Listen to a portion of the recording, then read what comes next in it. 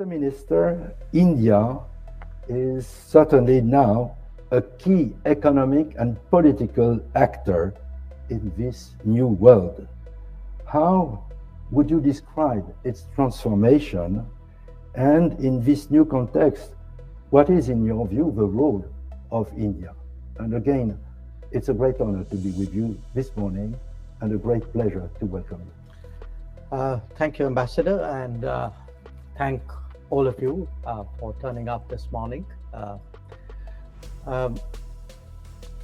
In a way, perhaps this is a good subject to discuss in Geneva, because if we talk about the future of the global order, talk about the changes, the challenges, the prospects, this is a city where perhaps which has done more than any other to really try to construct, sometimes not entirely successfully, what is a world order, however imperfect that might be.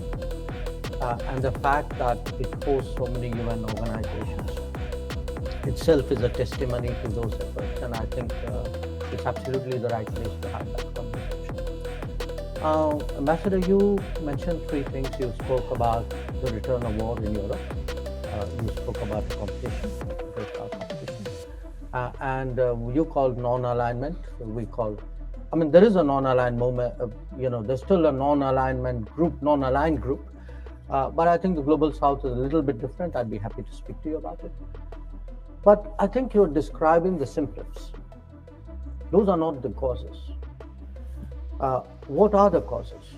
First of all, when the UN, which you can take as the current architecture to the extent there is one, when the UN was founded, it had about 50 members. Okay. Today you have 193. Now, if the shareholders of any enterprise have gone up 4 times, how can that remain static? How can it remain in the same position? Now, it's not just that the number of UN members or independent countries have grown. Their relative weight has also grown. That if you look at what were the top 20 economies, let us say in 1945, and then track it every 10 years, you would see a big change. And I think the sharpest change that we have seen in our lifetime is that of China.